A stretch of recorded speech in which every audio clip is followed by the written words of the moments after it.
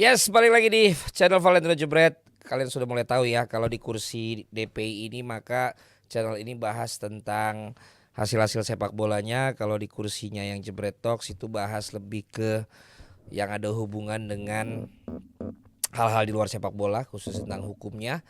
Dan kalau yang satu lagi yang sambil berdiri itu yang hubungannya dengan soft skill kita, dengan kemampuan-kemampuan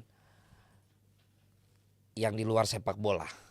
Kali ini gue pengen cerita tentang Ruud van Nistelrooy. Ini pemain jujur li ya. Ini pemain yang membuat gue dulu waktu United main itu gue tetap ikut senang kalau dia golin. Nah ini kejujuran gue yang harus gue buka sama lo pertama kali di publik ya. Itulah mengapa kalau misalnya Koci dibilang pengacaranya pelatih-pelatih Belanda atau siapapun yang berhubungan Belanda. Nah sebenarnya dilema terbesar gue adalah kalau sampai Nistelrooy akhirnya dapat kesempatan sebagai pelatihnya Manchester United. Ya paling tidak apakah setengah musim ini atau satu musim ini. Jadi memang lebih mudah bagi gue kalau setelah satu match di Carabao dan satu match di Liga, habis itu dia diganti aja gitu. Jadi gue kembali lagi membombardir dan mendarder-dorkan hasil-hasil dari Manchester United. Tetapi nggak bisa selama ada Van Nistelrooy di sana. Kemarin jadi mau lagu Marcel gue kemarin tadi malam lu bisa lihat bagaimana energi, bagaimana semangat, bagaimana perbedaan, kesegaran yang ada di pemain-pemain tim itu ketika membantai Leicester 5-2. Ini adalah hasil yang diinginkan seluruh pencinta sepak bola terlepas dari Unitednya ya. Bahwa 7 gol bisa tercipta dalam satu pertandingan. Apakah karena barisan belakangnya berarti sama-sama bobrok, ataukah memang ini pialanya yang tidak terlalu dianggap bergengsi. Tapi apapun itu, pertandingan di Indonesia jamnya udah gak enak buat mata melek, dengan 7 gol itu pasti menghibur. Nah, sosok Ruud van Nistelrooy kembali lagi. Kalau kalian yang sekarang masih anak-anak dan belum beranjak melewati remaja, mungkin kalian belum tahu. Mungkin yang kalian tahu dia pernah bermain di Manchester United. Betul. Tetapi sebelumnya orang yang penggemar Van Basten seperti gua, orang yang begitu sedih ketika Van Basten harus cedera di usia yang begitu muda. Nggak begitu muda sih, tapi ya 29-30. Itu seperti melihat satu reinkarnasi ketika muncul seorang penyerang nomor 9 untuk tim nasional Belanda yang bermain di PSV sebelumnya, sebelum dia pindah ke United, yang namanya Ruud van Nistelrooy. Karena nomor 9 banget, kurus-kurus gitu. Kalau udah di kotak penalti itu mengerikan. Itu membuat kami ini generasi 80-an ini yang dulu mengidolakan Van Basten, bahkan mencintai sepak bola karena Van Basten, seperti mendapat satu semangat baru dengan adanya Van Nistelrooy, apalagi pencinta tim nasional Belanda. Ya. Jadi begitu happy-nya waktu itu gua, termasuk ketika lihat timnas Belanda ada Van Nistelrooy di sana. Namun memang begitu keputusannya pindah ke United, nah itu aduh. Yang ada kita malah jadi ngarepin dia jangan juara tapi tetap ngarepin dia golin, kan lu bingung kan. Di PSV dia 67 kali main 62 gol. Di United 2001 sampai 2006 Tuh lihat tuh dia 5 tahun di United.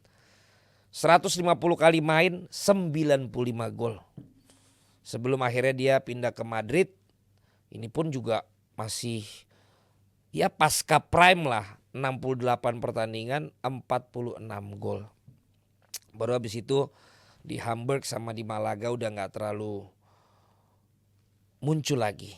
Tetapi apa yang sudah dia legasikan selama di PSV Eindhoven, Manchester United dan Real Madrid, yang gue bilang tadi bagi penggemar tim nasional Belanda, ini adalah sosok Van Basten yang baru. Sayang sekali memang lagi-lagi ya sampai sekarang pun belum ada gelar lain selain gelarnya Van Basten dan kawan-kawan di Piala Eropa tahun 88 kalau sampai jadi juara. Kemudian dia akhirnya menjadi seorang pelatih di PSV Eindhoven. Karirnya tidak terlalu mentereng, tapi gue nonton yang ada di wawancara, apakah di Netflix atau di Sky Sports gue lupa. Tapi terjadi transformasi diri dia yang dulu juga terkesan orangnya juga ngotot, orangnya juga vokal. Selama gue lihat di interview dan kemudian bagaimana dia menjadi pelatih, ternyata dia sekarang jauh lebih kalem. Begitupun juga ketika dia menceritakan dia dipanggil, ditelepon oleh Erik ten Hag, bukan Erick Thohir ya, untuk menjadi asisten pelatihnya.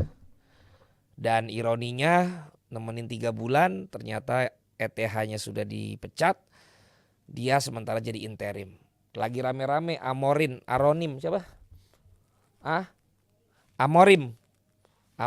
dengan data, dengan angka, dengan statistik yang dahsyat. Pelatih muda ngasilin uang banyak buat klubnya. Statistiknya juga gokil. Tapi apakah itu yang dibutuhkan oleh MU? Oke, Van Nistelrooy ada contohnya Solskjaer dulu. Mantan pemain, dihormati, tahu dapurnya, tapi juga gak berhasil. Berbeda ya, David Moyes bukan bekas pemain situ. Van Gaal juga bukan, Jose Mourinho bukan, Rangnick dan sampai dengan si Erik ten Hag ini. Tapi yang lo harus ingat, Solskjaer itu dulu juga ya bukannya meng-underestimate nih. Dia pemain Norwegia. Ya bukan seperti Belanda sepak bolanya. Kedua, dia itu terkenalnya super sub. Bukan predator, goal getter seperti seorang Van Nistelrooy gitu. Dan setelah itu pun kita nggak tahu Solskjaer kabarnya bagaimana. Nistelrooy masih ada di Real Madrid. Ini seperti ceritanya Beckham, seperti ceritanya Ronaldo. Ya, dan kalau ternyata sampai sekarang anak-anaknya Sir Alex Ferguson ini kagak ada yang bisa kemudian nerusin, dari ada dulu Gary Pallister, Brian Robson, terus juga Mark Hughes, Steve Bruce. Kok gue apal ya pemain-pemain MU.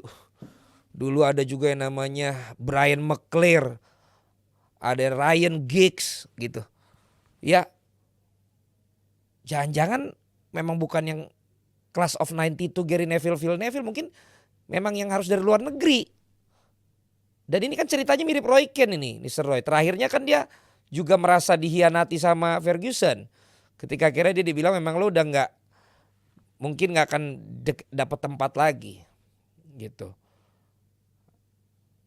Karena itu yang menurut gua kelemahannya Ferguson, ternyata dia tidak bisa memberikan legacy kepada anak-anaknya atau kepada anak asuhnya kemampuan melatih seperti dia. Nah, karena nama besar itu yang gue bilang.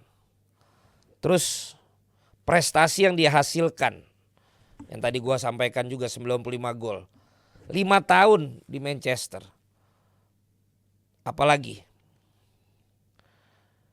dapat didikannya Sir Alex Ferguson. Walaupun terakhirnya yang seperti Beckham juga, seperti Roy Keane juga, tapi lihat di wawancaranya tetap aja mereka menghormati si bos Ferguson ini. Didikannya dia juga. Terus bahasa Inggris oke. Ya iyalah 5 tahun di situ, Belanda pula. Dan dia adalah orang yang diajak Ten Hag. Paling masalah itu aja, kalau dia nerusin Ten Hag bilang anjir makan temen lu. Gue ajakin lu tuh gini, tapi kan lu bisa lihat episode gue yang lain. Toh dapat kompensasinya gede. Ya kan? Dan dia tahu. Dan dia pasti dicintai oleh fans. Itu juga satu poin penting. Oke, mirip juga sama Xavi, mirip juga sama mantan-mantan dulu Lampard, Gerrard, tapi mana mereka kok nggak terlalu sukses. Ya, tapi ada juga yang sukses. Xabi Alonso sukses, ya kan? Adalah juga yang sukses dan enggak memang itu, tapi patut dicoba menurut gue. Menurut gue patut dicoba. Gue nggak tahu nih kalian semua ya. Gue sebagai fans Belandanya, bukan fans MU.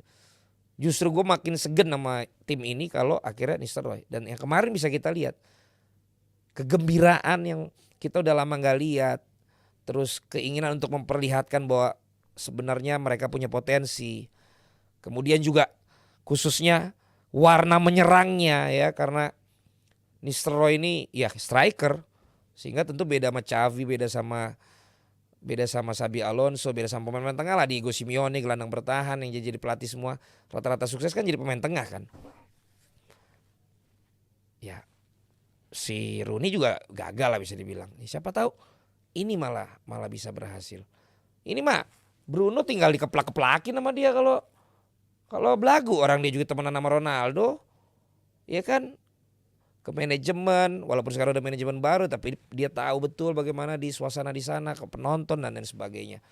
Jadi paling tidak di episode ini gue pengen bilang, nggak bisa ngambil pelatih yang akan langsung merubah secara prestasi, secara hasil dengan materi pemain yang juga masih ada yang sekarang. Tapi paling tidak kalau United mau minimal di musim ini menjadi United yang lebih bahagia, lebih kompak, lebih ngotot, dan lebih respect terhadap pelatihnya, dan punya hubungan baik dengan manajemen sama dengan fans. Kalau sampai paling tidak di tahap itu aja, menurut gue Nistelrooy patut dicoba minimal bukan cuma setengah musim, malah minimal 1 musim menurut gue. Dengan tujuan yang itu aja dulu. Kalau ternyata bisa lebih bagus itu bonus. Kalau misalnya enggak, ya udah lu siapin memang si Amoxilin, Amorim di akhir musim, tapi nggak usah langsung sekarang, bos. Ini data semua tuh kagak terlalu ngaruh kalau penyakitnya sebenarnya adalah secara hati gitu yang gue bilang. Nah menurut gue Nistelrooy bisa jadi sosok yang seperti itu. Gua sampai lihat interviewnya setelah kemenangan. Dia begitu senang karena Casemiro bisa 2 gol saat akhirnya dia terpuruk karena waktu lawan Liverpool dianggap biang keladi kekalahan. Dia bahagia Bruno Fernandes 8 pertandingan sebelumnya juga kesulitan. Sekarang dia mencetak 2 gol. Si Garnacho juga apal gue ya, pemain United ya, juga bisa seperti itu gitu. Jadi ini orang yang dihormatin, legend. At least pemain tuh segen tapi happy dan mau membuktikan. I don't know about you, but at least those are my 2 cents for Ruud van Nistelrooy.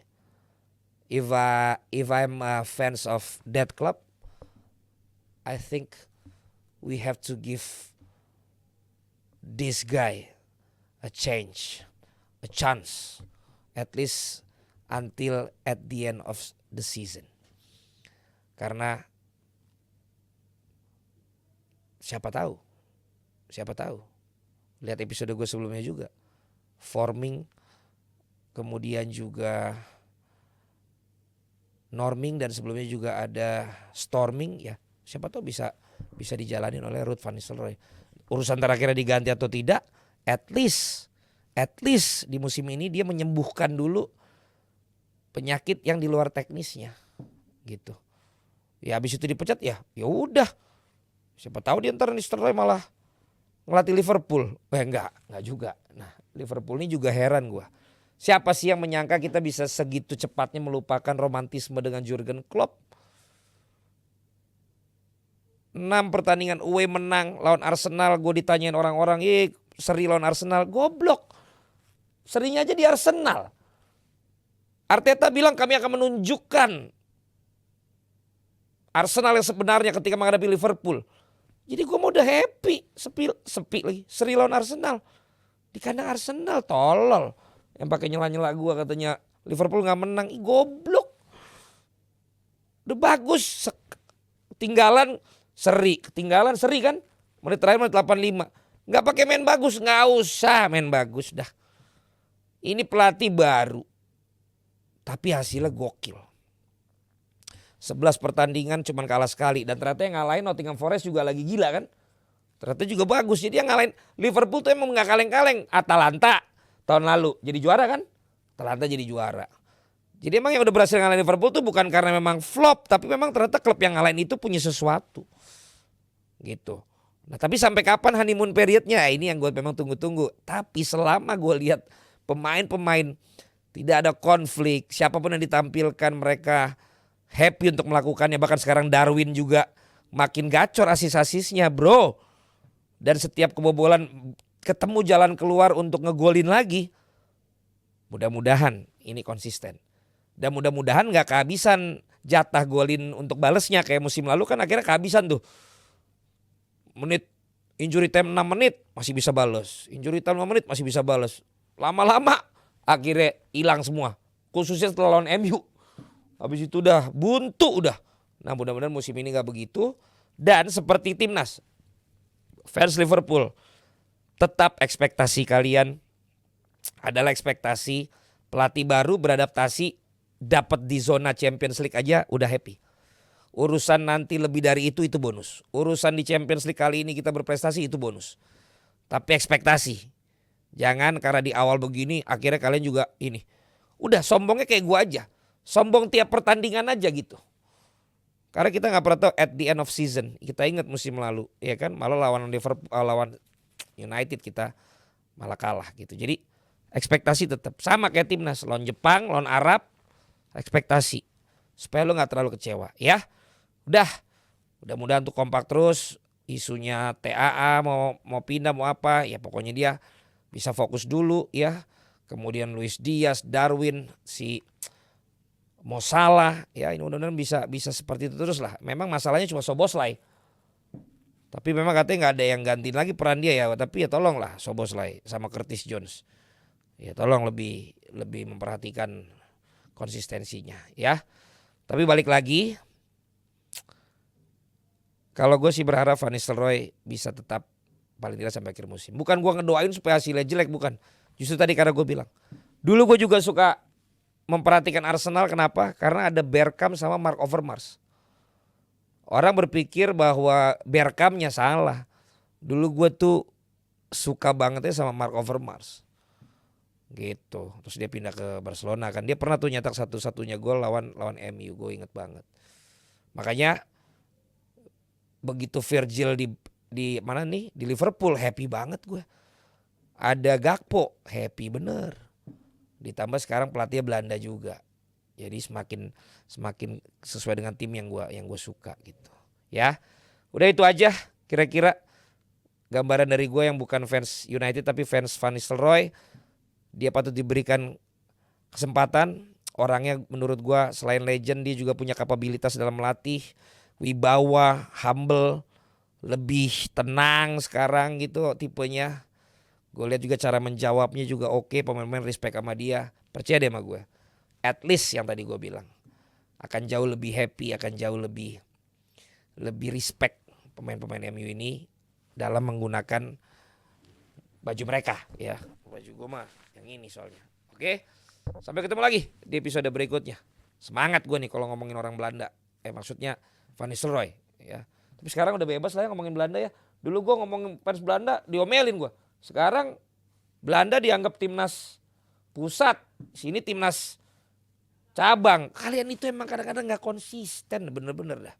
Oke. Arrivederci. Tadi habis nonton paus soalnya jadi bahasa Itali. Arrivederci.